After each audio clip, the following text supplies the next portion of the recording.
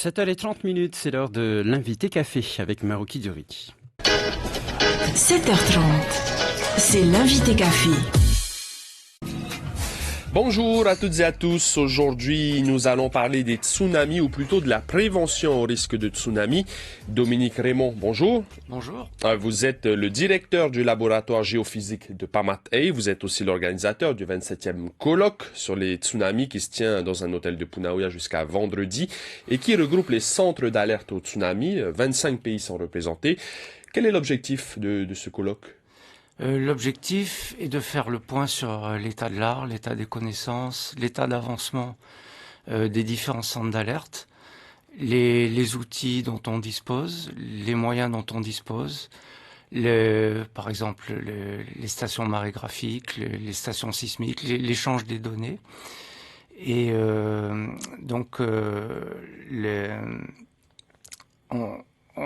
pardon. Une série de recommandations seront effectuées à l'issue de ce colloque, voilà, et qui seront transmises à l'ensemble des pays. Est-ce que les outils ont évolué depuis ces dernières années pour détecter les tsunamis ou les risques du tsunami ? Énormément, avec 3 facteurs. L'accroissement du nombre de stations sismiques, les télécommunications qui sont énormément facilitées grâce à l'Internet haut débit, et puis les moyens de calcul. Donc tout ceci fait que les temps de réaction, les temps de détection et les temps nécessaires pour effectuer une localisation ont énormément chuté ces dernières années. Alors ça, c'est ce qui concerne la partie évaluation de la source sismique. Et concernant l'évaluation du tsunami, c'est plutôt les moyens de calcul qui ont énormément évolué, parce que ce sont des calculs très lourds, intensifs, et donc il faut des supercalculateurs. Alors le labo en dispose d'un depuis 2013, et ça nous change énormément la vie, voilà. En quoi ça vous change la vie et ça permet de détecter un tsunami plus rapidement ? Ou un séisme, de savoir que les conséquences du séisme seront importantes ? Donc, dans un premier temps, il faut évaluer les paramètres du séisme, c'est-à-dire sa localisation, profondeur. Le séisme est la cause principale des tsunamis ? Totalement, oui. Dans 99,9% des cas, c'est la cause principale. Et la localisation ne suffit pas. Il faut également connaître son énergie, ses dimensions, l'orientation du plan de faille. Alors tout ceci est donné par les données sismiques. L'analyse des données sismiques nous permet de remonter à tous ces paramètres. Et ensuite, ces paramètres sont injectés dans un logiciel qui va calculer la propagation du tsunami. Et c'est des estimations ? Non, c'est c'est une modélisation de la propagation du tsunami qui prend en compte la mécanique des fluides et qui reflète de manière assez précise les ondes de tsunami et la manière dont il va se propager à travers les côtes et les différentes baies. Et ces calculs qui prenaient avant, qui pouvaient prendre 2 jours sur une station de travail avec un monoprocesseur, sur un supercalculateur qui a 200 processeurs, le travail est quasiment divisé par 200. Et donc, on arrive à faire des calculs en 45 minutes, donc en situation d'alerte, chose qui n'était pas possible auparavant.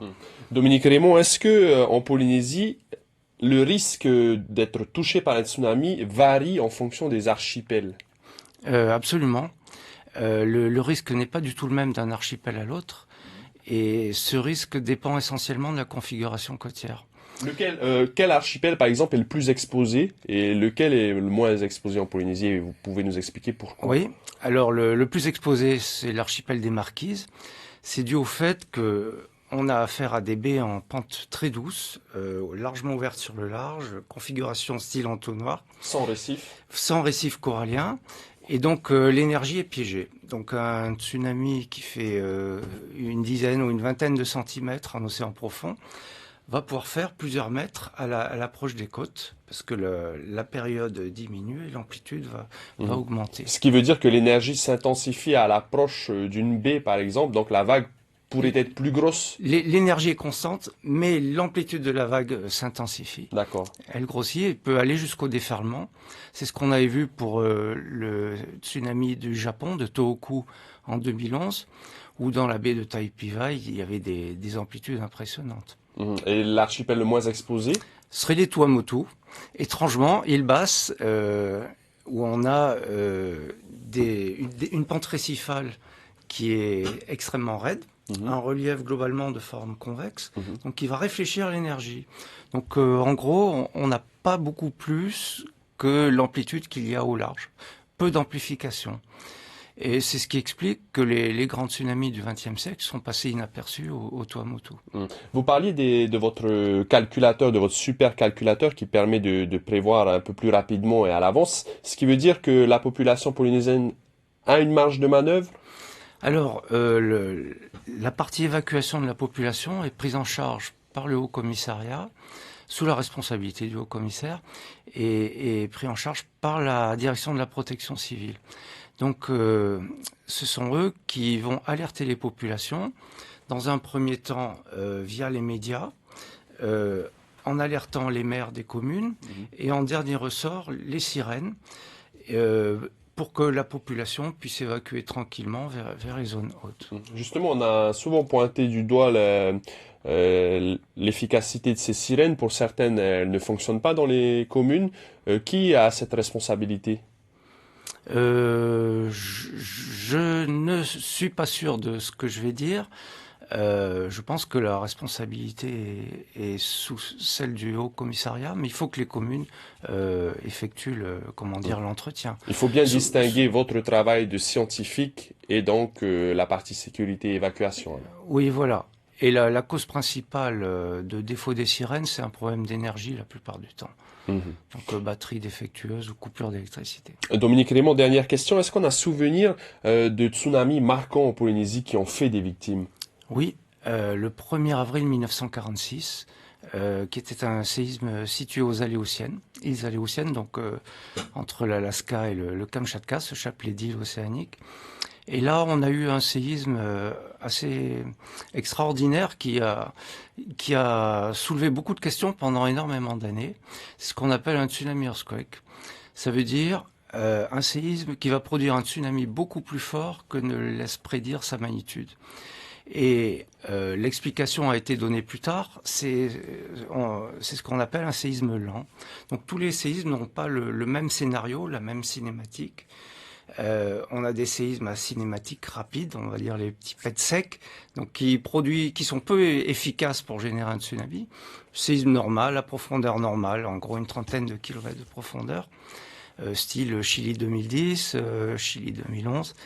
Et puis les séismes lents qui se produisent dans la partie extrêmement superficielle de la zone de subduction, c'est-à-dire la zone où la plaque océanique s'enfonce sous un continent, et avec des vitesses de rupture très très faibles et donc des déplacements très importants et qui vont exciter énormément les tsunamis. Donc l'exploration de la sismologie des très longues périodes a permis d'expliquer pourquoi ces séismes étaient aussi efficaces et dangereux. Merci en tout cas Dominique Raymond pour toutes ces précisions. Je rappelle que vous êtes directeur du laboratoire géophysique de Pamatai. On retiendra que l'archipel des Marquises est plus exposé que l'archipel des Tuamotu, par exemple, au risque de tsunami. En tout cas, merci d'avoir répondu favorablement à notre invitation. On vous souhaite une bonne journée et un bon colloque. Merci, je vous en prie. C'était l'invité café, 7h30 du lundi au vendredi.